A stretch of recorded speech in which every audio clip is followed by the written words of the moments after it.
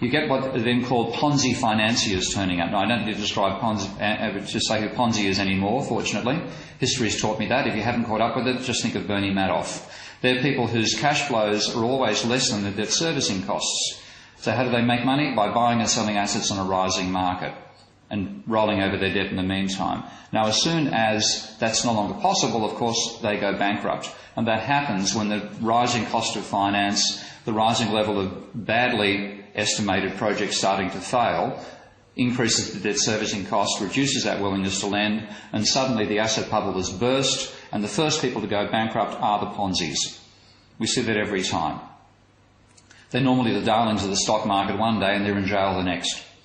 The classic on that instance, of course, being Laurie Connell in Australia's case, who went bankrupt one day after the stock market crash in 1987. So they can't sell their assets for a profit, they can't roll over their debts, they're gone, asset prices collapse, the expansion of the money supply stops, goes into reverse, investment evaporates, the economy slows down again, you're back where you started in a debt-induced recession. Now, that sounds like a history lesson to most people. It is, but it's also a theory. And what I've done is build that theory up. But of course the theory's been ignored by the conventional neoclassical economists. Now, Ben Bernanke is allegedly famous as being an expert on the Great Depression. This is his entire consideration of Minsky in his book Essays on the Great Depression. Hyman Minsky and Charles Kinderberger have argued for the inherent instability of the financial system, but in doing so have had to depart from the assumption of rational economic behaviour. Rational, by the way, in economic parlance means the capacity to predict the future accurately. I do not deny the possible importance of irrationality in economic life. However, it seems that the best research strategy is to push the rationality postulate as far as it will go. Beginning and end of his consideration of Minsky. No wonder he didn't see the damn thing coming. And he's the guy trying to navigate us out of it too, by the way. Now, I've been building models of Minsky's financial instability hypothesis for some decades now. And the basic model that I built is built on a non-neoclassical theory of cyclical growth by an economist called Richard Goodwin. And it has two basic components, which I can express verbally, fortunately. The equations are there to intimidate the economists in the audience. Wages share of output will grow if wage rises exceed productivity. That's a statistical fact. The employment rate will rise if the rate of economic growth exceeds the sum of population growth and technical change. That's also a statistical fact. I add to that just two more items. First of all, that banks lend money to finance investment and speculation. Well, that's obvious. And secondly, the argument that speculation will rise as the rate of economic growth rises, which I think is a reasonable conjecture. Now, putting that together, I get a model which has the following dynamics. Firms will borrow money during a boom to finance both investment and speculation. They have to repay some of it during a slump. As a result, the debt level ratchets up over a series of cycles, and at a certain point, if you get too much debt, particularly speculative borrowing, you really are ratchet. Goodbye economy. From my way of thinking, the way you model speculative borrowing is you increase the level of debt, but you don't increase the productive capacity of the economy. When you're gambling on house prices and gambling on share prices, you're not building new houses and you're not building new factories. You don't increase the capacity to service the debt you've taken on to gamble about rising prices. And each one of them, each trade cycle will convince you got away with it, you could continue doing the same thing again, you could return to business as usual.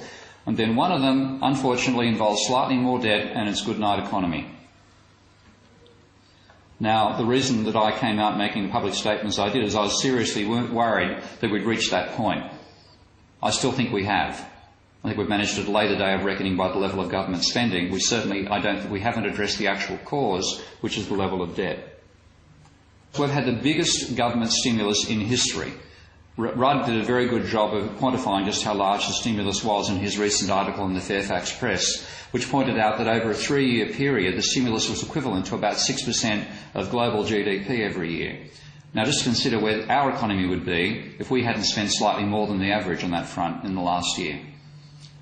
So what the talk of recovery is recovery conditional upon an enormous government stimulus and a huge drop in interest rates, which is now being reversed. Of course, in America, they've also started doing quantitative easing, and in the UK as well. In fact, you can even get school kits to explain why it's happening in England now, as a person sent me recently. Now, Bernanke's argument behind quantitative easing, which is providing money to the banks and saying, please lend the money, drastically increasing their reserves, is twofold. One is that he believes that will cause inflation, and end the deflationary spiral that America seems to be on the verge of right now. Wholesale prices fell 0.6% in the last month, according to this morning's figures. But also because he believes that will increase the amount of money in the economy by the usual money multiplier arguments. Now, the scale of increase in money in America is enormous. This is the government-created money supply, what's known as base money, going along at a nice slow growth path for the last 60 years and then doubling in 4 months in last year. That was supposed to drastically increase the money supply in America, but it didn't happen because at the same time, what's called the broad money supply collapsed, and the ratio of the two also collapsed at the same time. In fact, now there's less M1 in the American system than there is M0. So the banks are not lending that money out. It's building up unlent in the reserves. Now, the problem is why? And again, neoclassical theory will not give you the right answer, because the theory talks about money being created by what they call the money multiplier argument. I'm sure anybody who's done an economics degree or suffered through HSC economics at some stage has heard that term, the money multiplier. And the idea is the government creates a certain amount of base money, tells the banks they've got to hang on to a certain percentage of that, they can lend out the rest, and through a lag process over time, you get much more credit money being created than government money. And the expectation of Bernanke and co was that $1 trillion of additional base money should cause an additional $9 or so trillion of credit money in the American economy. It hasn't happened. Well, the reason is simple. That's not how the money supply works. And interestingly enough, one decent piece of empirical work by some leading neoclassical authors about 10 or 15 years ago, Kydland and Prescott, Nobel Prize winners in 2004, and Prescott would rate as one of the most conservative economists you could ever hope not to meet.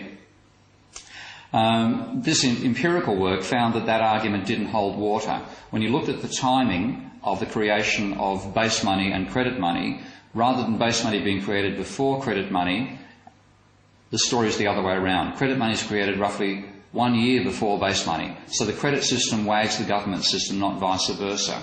And they concluded in a very sensible statement, introducing money and credit into growth theory in a way that accounts for the cyclical behaviour of monetary as well as real aggregates is an important open problem in economics, one that neoclassical economics has continued to fail to address. Now, the school of thought that I come from, which is driven by mainly European and some American post-Keynesians, is called circuit theory, and I've built a model of that. And I want to quickly take you through how that works to explain how money is really created in the system in which we live, leaving out, in this case, the existence of government money and just looking simply at the creation of money in a pure credit system. If you think about a loan from a bank to a firm, that loan simultaneously creates a deposit.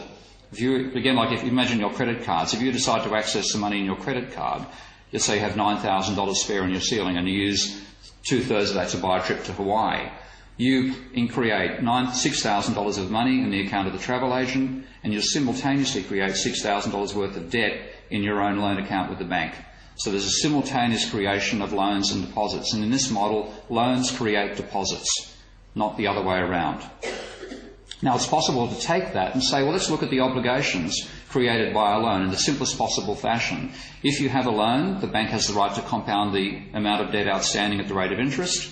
And if you have a deposit with the bank is required to pay you interest, of course at a lower rate, on your deposit funds. So there'll be a flow of money between your income account as a firm and the bank income account. And if you are paying exactly the amount of debt required as interest to the bank, your debt remains constant. So I'm modelling that with 3 accounts, a loan account, a deposit account and a bank account. The loan remains constant. Of course, money is pumped from the firm's account across to the bank's account. And of course, that's not the end of the story. So the simplest model I can show you is this one, which has 5 accounts in it now. And that flow I was talking about there is a flow of money from the bank to the firm and vice versa, the majority, of course, going from the firm to the bank. But once the firm has borrowed money from a bank, it'll use that to hire workers. So there's a flow from the firm's account to the worker's account. Once the workers have money in their accounts, there'll be a flow of money paying them interest from the banks to the workers. And then finally, you'll have workers and bankers paying money to buy the goods being produced by the capitalist firms.